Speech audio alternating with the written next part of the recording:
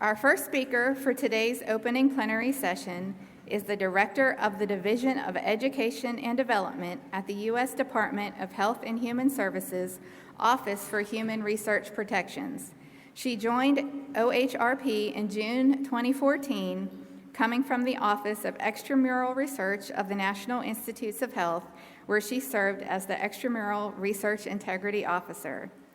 She will discuss OHRP's thinking on key revisions to the Common Rule. Please help me welcome Dr. Yvonne Lau.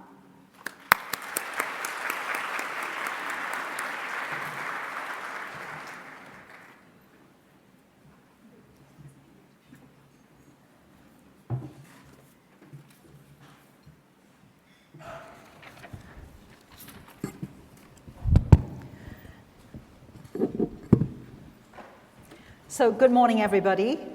And I'd like to, first of all, thank Amy for the kind introduction, and also thank SOCRA for inviting me here to this meeting.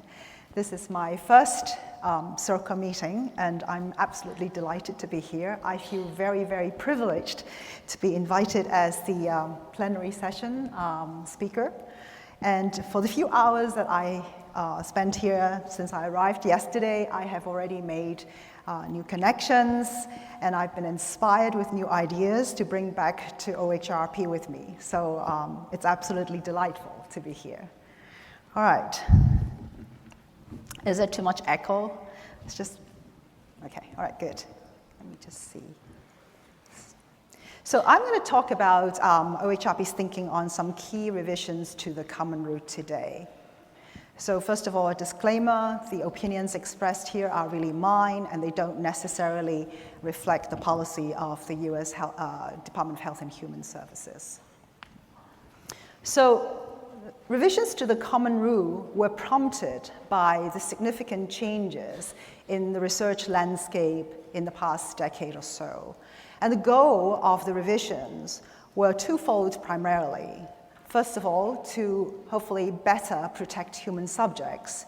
And the second goal was to remove many of the administrative burdens that do not contribute to protecting human subjects in research. So those were the two goals. Notice that the revisions were only to subpart A of 45 Code of Federal Regulation Part 46 equals the Common Rule. So it's only to the Common Rule. There were no revisions made to the other subparts, so subparts for the vulnerable populations, for example. And we tend to use these various terms to describe the revision. So you'll hear us refer to them as the new rule, the revised rule, and its more official term is actually the 2018 requirements. So some of you who are into history, you might think, oh, why on earth is it called that? I have a few more minutes, it seems like, so I'll explain that a little bit. So the revisions actually were published at the beginning of 2017, but they didn't become effective until mid-July 2018. And that's why they're referred to as the 2018 requirements. And as if things were not complicated enough, we decided that, okay, well, they're effective, but only to a certain extent, very limited extent. And in fact, the rule actually really became so-called, people have to be compliant with it, if you like. So the compliant state actually was not until January 21st, 2019, meaning about 9 months ago, all right? And I say general compliance state because there's one exception to it, and I'll bring that up a little bit later. So what it means is that, you notice, January 21st, 2019, it means that we are in the era of the revised Common Rule already. So in case you hadn't noticed that. All right, so what does that mean?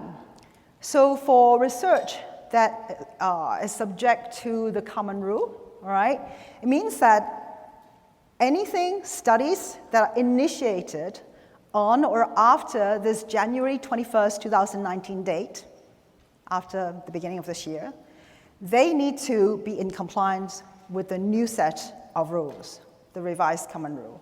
Sorry. And by initiated, I mean first determined to be exempt, or initially approved by an IRB, or initially granted a secretarial waiver. So that's what initiated mean.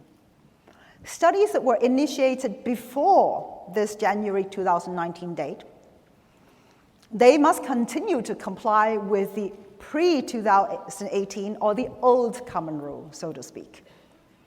And as those studies transition past over the January 2019 date, they will continue to be in compliance with the old set of rules. They don't change unless institution determines in an official manner to transition these studies over to comply with the new rule. So once again, things that were approved under the old rule continue to follow the old rule unless the institutions have taken actions to transition them over. And once that decision, so institution can make a decision for individual studies, for groups of studies or categories of studies. It's however they want to do it. So there is that flexibility. But importantly, there is also the flexibility that you don't have to do anything, right? Notice that once studies are transitioned over to the new rule, they need to follow then everything going forward that are required under the new rule, all right? So take an example. If a study is still recruiting subjects into the study, you probably wouldn't want to transition it, because then you'll be talking about having to adhere to new requirements for informed consent, which I'll spend some time talking about. And then you end up having, do I have two sets of consents that are totally different? So you don't really want to get yourself into that situation, all right? So don't do things that you are not asked to, that you don't need to, all right? And if if institutions want to transition, think about what you can get from transitioning old studies to the new rules. Sometimes you get some advantage. If that's the case, then you might want to do that. Of course, studies that are initiated after this January 21st, 2019 date, they all have to comply, as long as they're subject to the common rule, of course. They all have to apply to the new requirements. So I've already said the purpose of the revisions were twofold. One was to promote individual autonomy, and these were some of the key provisions that are included in the changes. And the other was to reduce administrative burden in order to streamline the IRB processes so that the IRBs will have the time to focus on the more important and more risky studies to make sure that human subjects are protected. And so these are some of the new provisions in the revised rule. I'm not going to talk about all of them, and I'm sure many of you may not be interested in knowing some of the details on how IRB are operated. So I'm going to concentrate on just these two today. The bottom one, using single IRB review, I'd like to say a few words about that because we at OHRP have noticed that there have been a lot of confusion about the compliance for that particular provision. And then I'm going to talk about the changes, the new requirements for informed consent for the obvious purpose. One, because all of you are involved in clinical studies, and that's probably a very important topic for you that you're interested in. And secondly, I'm passionate about that subject because having been a physician myself and done a lot of patient communication, I really think that we can do much better in informing people when it comes to research. So let's talk a little bit about the requirements for single IRB review. So here is how it works. Any institution located in the US that is engaged in cooperative research for the portion of the research conducted in the US must rely upon the approval of a single IRB. I'm going to point out the key words. Institution located in the US, conducting cooperative research for the research that is conducted, for the portion of the research that is conducted in the US. All right, those are the key words for that sentence. There's a couple of exceptions, right? The exception number one is when there's more than a single IRB review is actually required by law, whether it's tribal law or any other law. So that's an exception. And the other exception is given to the federal government. when a federal department or agency supporting the research determines and documents that the use of the single IRB is not appropriate in that particular context. So there's a built-in kind of way out flexibility for situations that really kind of are going to create enormous burden in order to have the single IRB arrangements. So what are cooperative research projects, right? So the definition for this is that these are projects, research projects that involve more than one institution. That's it. Doesn't say anything more than that, all right? So what it doesn't mean is that it doesn't mean that the collaborating institutions will all have to be doing the same thing in order to qualify, all right? So collaborating institutions can each be working on different parts of a big research project, and the different parts could be totally different things, if you like, all right? They don't have to be the same type of things or same work, same activities. All right, so it's a much broader definition. For those of you who are already kind of familiar with the NIH definition, it's slightly different. Ours is actually much broader and much more general. So that's the key word here. Now, notice, however, that this is really an arrangement for the purpose of compliance, for the purpose of really meeting the compliance that is expected of the common rule, from the common rule. So collaborating institutions they have to have some sort of a reliance agreements where it's laid out, of each other's responsibilities and so on. And they agree, right, through this kind of arrangement to rely on the approval of a single IRB.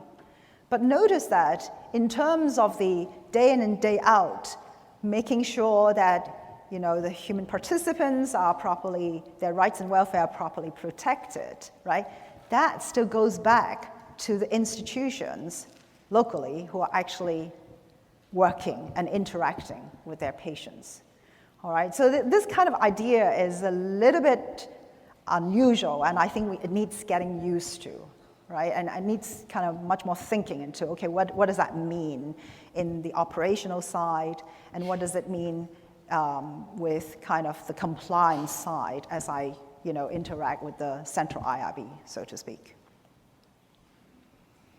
So I mentioned earlier on that the general compliance date for the revised common rule is the beginning of 2019, January 2019, with one exception.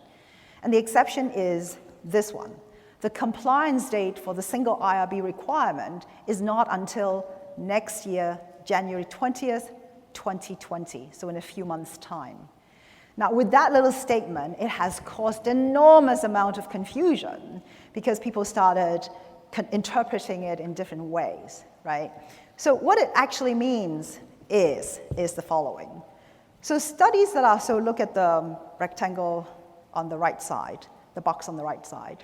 Studies subject to the new rule. So studies subject to the new rule, think about it. What are the studies subject to the new rule? The studies that started after the January 2019 date, 9 months ago, all those studies that are subject to the new rule, and plus a few that might have transitioned over for whatever reason. I think there are very few of those, right? So essentially, the big collaborative studies that actually started 9 months ago that come under the new rule, in theory, right, as they move into January 2020, they need to be already in compliance and have a single IRB kind of arrangements for their IRB review. So that seems kind of, okay, pretty straightforward. But I think that people have kind of mistakenly understood that as, oh, you actually don't have to start to think about single IRB for any of those research until, after January. So meaning that only those research that start after January 2020 will need to then think about having the single IRB arrangements. So that puts some of the studies that have mistakenly thought that is the case, the studies that started at the beginning of this year and didn't think, interpreted it kind of wrong, into kind of a bit of a difficult situation. And we have heard the research community. So OHRP is working very closely with the common rule agencies to try and not, the whole idea of the single IRB is to try and reduce burden. Some of you might not agree, but we don't need this additional burden through this misunderstanding. So we're working very, very closely to see if there's a way, maybe through one of those exceptions that we talked about, to try and provide some allowance for doing things slightly differently for certain studies that are kind of caught in this dilemma.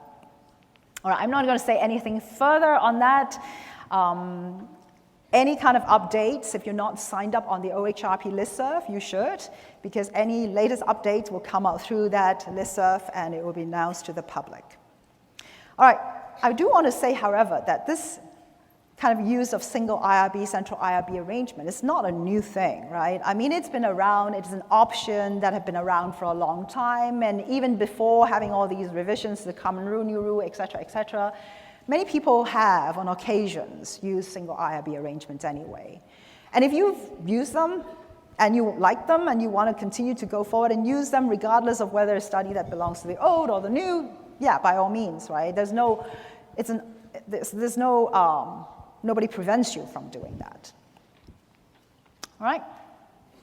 So with that in mind, got that out of the way, and I'm going to go on to my favorite topic. So the new informed consent requirement is seen as an important initiative for the Office for Human Research Protection. We really feel that this is an important opportunity for us to push informed consent to a new direction so that we really are matching up with the time. And I say that because today, I think more and more people are very eager to be treated as equal and to be involved in the decision making, to try and get as much information, to be involved in the decision making as much as possible. So I've lost my slides. And I think that the new requirements are trying to bring us in that direction, to really engage people, the community, in a kind of meaningful way. So I'm going to concentrate on talking about the new requirements at 46.116, Part A, 4, and 5. First, the first general improvement. There is now a requirement.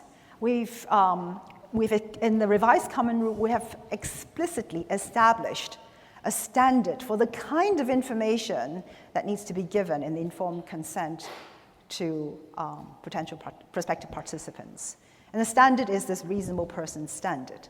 So information that a reasonable person would want to have in order to make an informed decision about whether to participate. So I'm not a lawyer, I'm a medical doctor, and I kind of see myself as a humanist. So don't read too much into, what does a reasonable person mean, under the law, how are you going to think really in terms of what a normal, simple person would think, all right? A reasonable person standard. So all of you, many of you here, interact with patients on a day in, day out basis. Right? When you're asking people to participate, you often will put yourself in their position and start thinking about, okay, what would this person in this condition, right, faced with this kind of disease and decision, what would they need to know? What would they want to know in order to make that decision about participation? Now, sounds simple enough, right? And as I move along with this presentation, you probably get to see what that might mean in terms of implementation. The second improvement in the requirement is information needs to be presented in sufficient detail and organized and presented in a way that facilitates subjects' understanding of why one might or might not want to participate. So, sufficient detail, keyword, organized and presented in a way that facilitates understanding. So we don't want to merely have a list of isolated facts. Now, some of you might say sufficient detail. I mean, haven't we heard enough that informed consents are so long, so many pages already? Isn't that sufficient enough? I just want to bring out the concept that a lot of information, in my mind anyway, does not equate to necessarily to sufficient. And let me give you a very simple example. I was on an IRB once, and I remember, it still stays in my mind, reading informed consent for a study that involves some vascular stents. And in the risk section, there were like pages and pages of risks listed out according to the physiological systems of the body, right? So I told you, I was trained as a surgeon. I looked at that and I'm scratching my head. Now, how am I gonna make sense of this information? What on earth does it mean? It's almost like I'm reading, I mean, if I want to know everything under the sun, I can go and look up some labels, but that still doesn't actually, I'm not satisfied. I don't feel satisfied because I don't know what that means to me, right, potentially. I just mean, okay, all these things could happen, but in what way, how, you know, which one should I pay attention to? How should I make sense of it, right? So that's why I really think isolated facts put in a list, no matter how long and how much you provide, do not necessarily equate with sufficient information.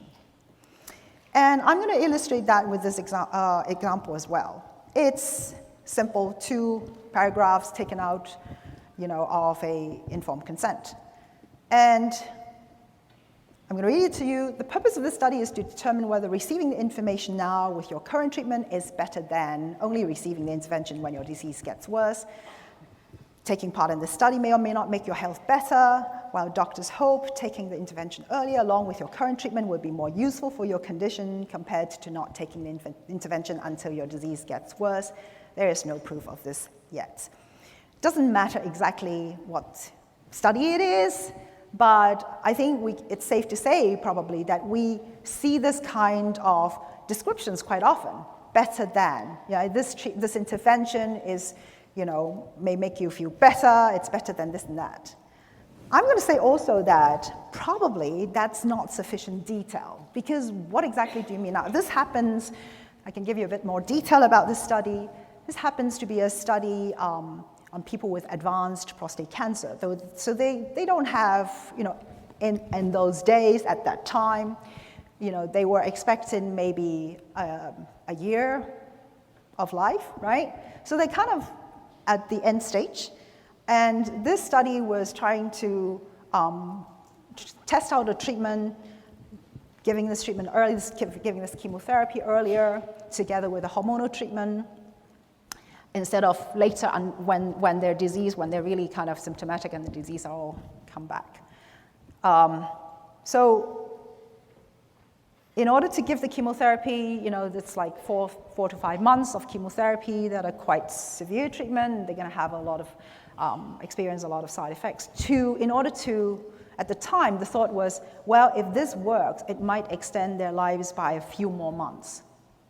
Right? I think that if I was a person at that stage in my life, I really would want to know, okay, by going through this chemotherapy treatment now, right, you know, having it and experiencing it and maybe getting all the side effects, that, you know, what it will buy me.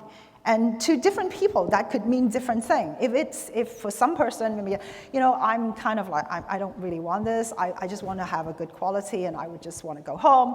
But for others would be like, no, I mean, however many months, doesn't matter, that I can get, the better, because I really want to take my life to the day when my daughter graduates from university. I mean, people have different expectations and different ways of thinking about things and different life story. So I think that to just say better than is probably not enough. Contrast this with something like that, and you only have to, I give you the background of this, but you only really have to read the green words, the green text. So if it works, it could mean less damage to the pancreas, fewer medical complications, such as those that require admission to the intensive care, and better treatment outcomes, such as shorter hospital stay for patients with acute pancreatitis. So what you're seeing here, a few more words, but very, very concrete, things that people can actually understand, and things that you as a researcher are trying to achieve. So instead of making it too vague, the simpler way, actually, is to make it very concrete and give the information. because that information is not just meaningful to you as a researcher looking for the different concrete outcome, it is information that is going to be helpful to your potential participants as well in making a decision about participating or not. So, sufficient, I think, means giving something that is meaningful and concrete. So we talked about also organizing and presenting information, facilitating understanding. Let's look at some strategies, right? So communicate clearly using plain language, right? We've talked about this forever and ever, right? These are some simple steps that we can really start to implement.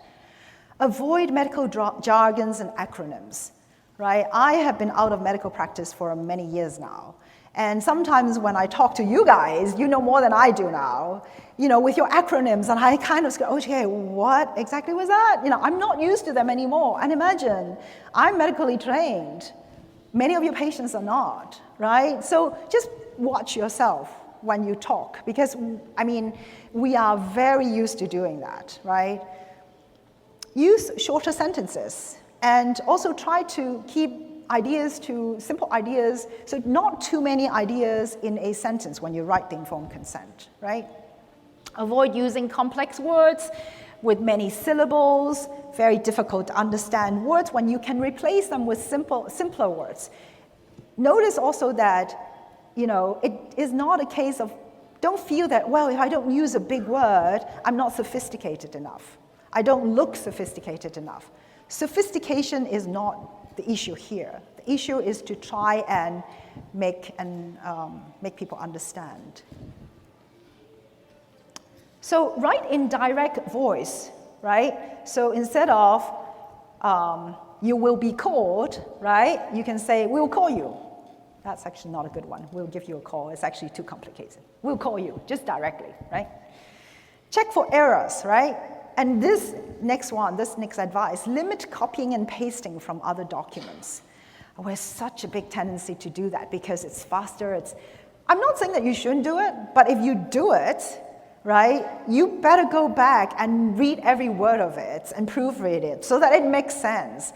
What is most annoying, again, when I was at the IRB, and if you're faced with studies that involve children and you're asking parents to provide their permission for their child to participate, and you read through the informed consent, and then the subject is all over the place. Sometimes they say you, sometimes they say your child, and you get into a muddle. Okay. I find myself actually in those days asking myself, okay, now this part it says you. Are they asking the parents to do something now? And the other part says, your child. So that's clear, right? But I find that, these little things confuse the heck out of people, right? So if you're serious about making informed consent, that people facilitate understanding for informed consent, just, do away with these little errors. And copy and pasting often lead you into those kind of errors without you realizing. And I really think that, especially if the exercise here is to try and use short sentences, keep the message simple, it's actually maybe much easier if you have a kind of a description of a study and you think about it and you try to convert that into 2 simple sentences. And they're accurate and they're correct. Think about how you would say those things to your target audience. And then ask a non-scientist to review it. Just read through it quickly and see, not a professional, experienced clinical research associate like yourself, because likelihood is that you kind of interpret half of it already in your brain without realizing. So this was taken out from an informed consent form where it describes what the study drug was about. I'm going to give you a few seconds, then I can drink some water, to read through this.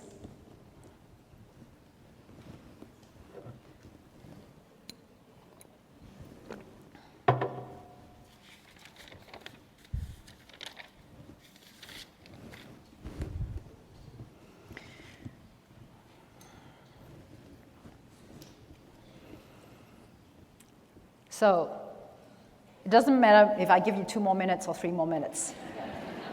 I read through it several times, and I can only say I kind of get it, But I don't even think that the sentence actually, especially the last two, grammatically makes sense. But anyway, without going further into it, you get my point, right? And that is a typical copy and pasting example as well, right? I mean, now the next thing, however, is I'm going to ask you, all right, for those of you especially, who are familiar with immunology type of studies, and you kind of get it, right? And I assume that you get it right too.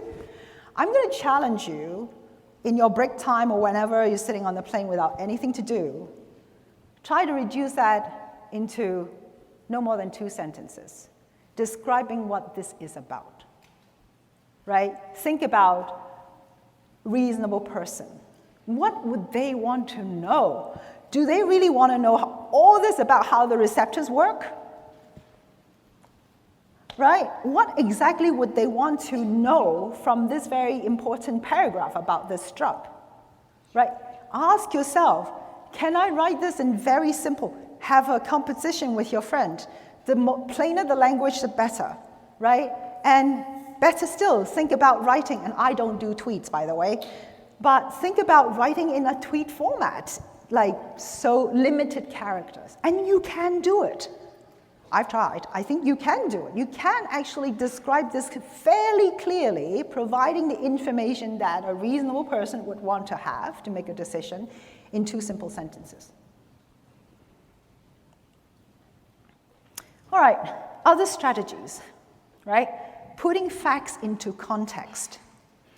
Explain how a piece of information might matter for decision making. Consider putting the risks and the benefits, explaining them together in a manner that is connected. Explain the implications of a piece of information instead of just providing a definition. Before I move on to the next slide, I'm just going to say, right, how many times have some of you, I definitely have, maybe talked to a lawyer, talked to a banker when you're buying or getting your mortgage, right? Or even talking to bureaucrats like, me at the OHRP, right? And they are just yapping away and telling you, okay, this, and you kind of sitting there wondering, I wish you can tell me what the implications of what you're telling me are.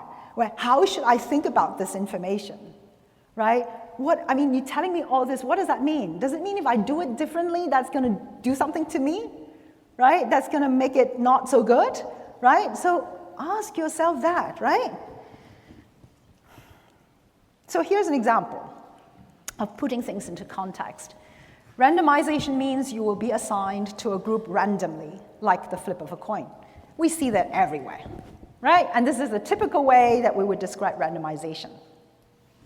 It's how it's done, or well, it's how it's kind of done, Right, but is that enough? Right, you gave the idea of how the assignment is done. You really did not explain the implication of what this actually means for the person to be randomized. So it means you cannot choose which group you are in. Neither your doctors nor the researchers could choose which group you are in. You must be okay with your assignment to either of the study groups. That's what it means, right? And think about what the relationship that is to our current informed consent. We often focus on giving people information and details about the intervention arm, right? A lot more information about the intervention arm, a lot less about whatever other arm that you're comparing it to, right? But come to think about it, because the person needs to understand that either assignment they need to be okay with, they really need to understand both of them in a fairly balanced way and in a connected and related way. So, why might facilitating understanding mean putting information into context for potential clinical trial participants? And I've emphasized here all the things that I'm talking about here, and even the new requirements applied across the board to all studies, but they are most meaningful and matter most when it comes to clinical trials, really, right? And why is it so important? Therapeutic misconception. It is common. It is not just with patients, with medical people as well, right? Sometimes, you hear doctors, researchers talking in a way that you kind of start, all right, that's very confusing, right? Because we're starting to mix things up as well. What is research? What is clinical trial? Patients, you can't blame them. Often it takes place in the same environment. It's the same group of people in these white coats or whatever scrubs, blue color, green color that they see who are treating them, giving them the treatment. You can't blame them. I mean, it's very difficult to tell who's who in the hospital. So therapeutic misconception is here, it's there, it's common. Medical information, just like legal information, just like information about your mortgage, they're complex. Medical information, I would say, is even more complex, right? Especially with all the changes that have been going on in the past decade. And it requires special knowledge to make sense of, right? Like I said, I mean, there are things that today, not having practiced medicine for 20 years now almost, that I find myself completely losing touch of it, and it's hard for me to also understand some of them, and I have to think about them, right? So it's hard. It needs people to help interpret, if you like, right? So I think the idea that, there are some people who feel that we just, lay out the information and let people sort it out. They can sort it out. I'm not sure that that's responsible when it comes to medical information, because it is hard to understand that. It's hard to understand implications, right? Decisions are complex and impactful because they affect one's health. Many people would tell you, if you do a survey of what is the most important thing to you apart from their family members? My health. It's almost equate to your identity of who you are, right? People who have just been told that you have a diagnosis of an important serious disease like cancer, all of a sudden you feel so vulnerable. You feel as if you're not you anymore, right? So health is one of the most important things to people. And when you're doing clinical research, what you are doing have impact on their health. Additional complexities related to the nature of research. Primary goal of research is to collect data to answer questions. No matter how you're going to say, well, it's a continuous learning system, this and that, this and that. Primary goal of research, you want data integrity. You want good, solid, complete data to be able to answer your important research question. It doesn't mean that you don't care about your patients. But if you're a researcher, that is your primary goal. If you are a medical doctor, that is not your primary goal. There is a slight difference. And it's very hard to balance, right? So don't even trick, and I'm saying to myself, if I were a researcher, and I had been, don't even trick myself to think that, it's easy. I can juggle this. I remember when I was asking for informed consent, I had this distinct out-of-a-person experience. I was kind of thinking myself out-of-body experience, like looking at that communication and checking on myself. Am I saying things more than I need to try and get the person into the study unnecessarily? So I'm kind of thinking I should check myself on that. It's really hard. And it's a strange concept to patients who are much more used to going to the doctor to get the best for me, right? So it's kind of an alien concept. So then there are also complex things like randomization that needs to be interpreted in order for people to understand the implications. And there are so many uncertainties about efficacy, risk, what they're testing and so on. I mean, all these are kind of alien concepts. Thank you. So, think about all that. Now, another set of strategies. Display information in formats that facilitate understanding. use a schematic diagram to explain the study, display information in tables, and I'm going to show you that, and provide information under headings framed into questions a prospective participant might ask to help them make sense of the information. And I think many of you are actually very good at doing that already. So framing question in these kind of questions. So why are we doing this study? Right? A couple of sentences. What do we hope to learn from this research, and why would it matter to you? Right? What might it mean for you to participate in the research? Right? Having some of these kind of thinking of things in these kind of questions that patients would ask help you actually frame the kind of information that would need to be given to them to help them understand. So this is a study, a study, doesn't matter, and just showing you a schematic diagram. And I just want to show this here. So traditionally, we kind of like focus on the intervention arm. Putting it in a schematic diagram kind of puts things in a kind of more transparent and easy to understand way, and really facilitates your explanation of what this whole thing is about.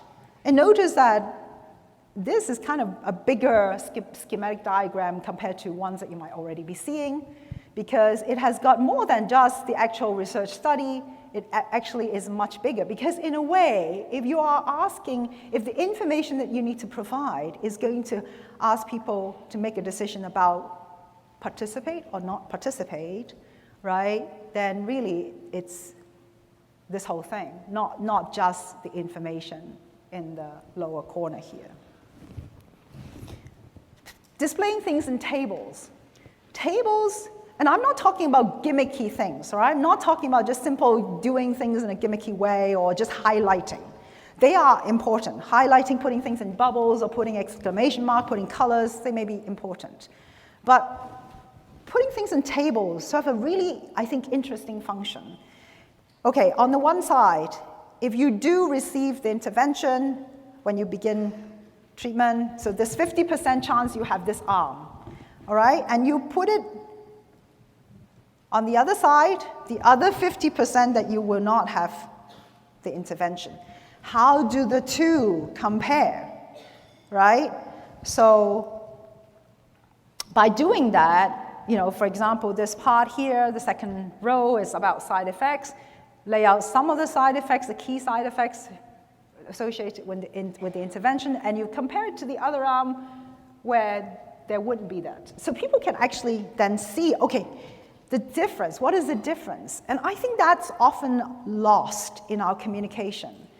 Again, I remember, for those of you involved in oncology studies, often you would have, okay, we're gonna have this arm, standard treatment is chemotherapy A, B, C, and then this intervention arm, we're gonna add chemotherapy D, right? And then you get a list of potential risks from A, from B, from C, and from D.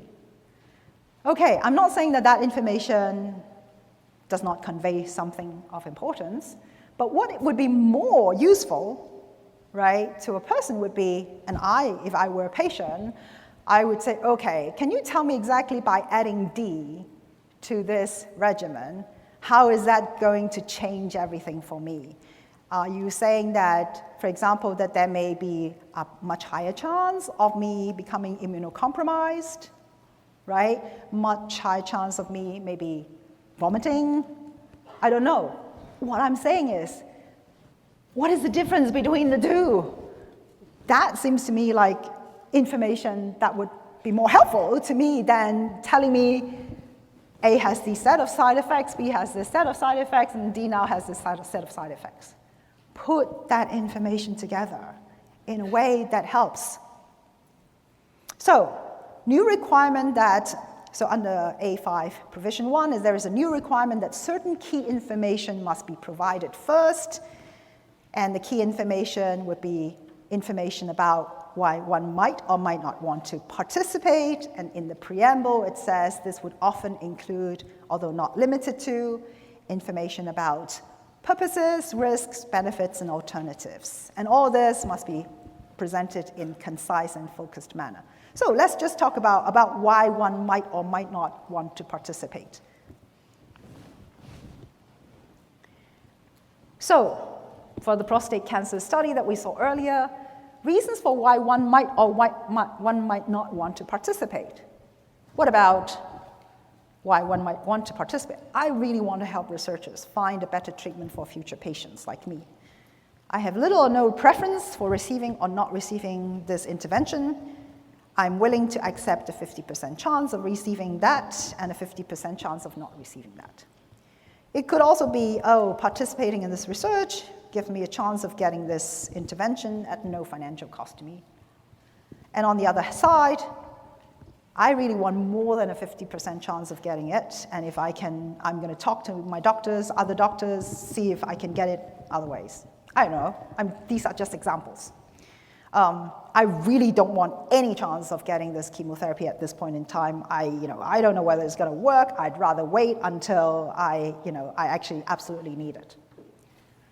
All right, I'm laying these out as examples, right? The best thing, and I know you all do that quite often these days, is to have some sort of community engagements, patient engagement, patient advisors, right? Ask them, get your focus group to tell you, hey, what might be some of the reasons? And lay them out in clear layperson term, upfront, factual, direct. No need to be cryptic about it. So we talked about having a key information section to provide all, the essential information. I don't know, after all the things that we have said, I'd like to propose that think about what about some of this information and present it in the way that we've just talked about. So you might want to give a bit of background, context, as to why this research is being done, right? So some of these questions would provide you with the context. And then you would really want to give some information about the actual study and what it involves and what are the trade-offs, if you like, right? And then any other things that may not be directly related to the health impact side, but some of the burdens outside of health, like money, like having to go to the center many, many times, or whatnot. Whatever that, for that particular study, for that particular, project that you're doing would be information that would be really meaningful and crux to, having people come or not come. Now, some of you might think, wow, providing all this information, nobody's going to join my trial, join my study. I don't know. I think that if you treat people in a respectful manner, and you really present the situation, this is it, and this is a really good research project to answer some of these questions. You can bring people on board, and it may be harder, but once you've brought them on board, likelihood is that your retention is going to be very high. And at the end of the day, after all, we talk about community engagement and all that. This is what it is about at the end of the day. So these are contacts, information for your reference. And I just want to mention, since I have, so there is also, OHRP in the past 2 years have also developed information resources for the general public to understand concepts about randomization, clinical participation in clinical research, and they are done in little videos, animated videos, and they are available to all of you free of charge. Go to our website under About Research Participation, so www.hhs.gov/about-research-participation. We're really hoping to promote that information to help on the other side of it, which is to raise the level of people's general understanding and awareness of the things that are happening around them so that they will not be not so unfamiliar with it. And with that, that's my end, and thank you very much for your attention. Will you take any questions? Sure. All right. So we have a few minutes left. Does anyone have any questions for Dr. Lau? If so, make your way to microphones that are located around the room.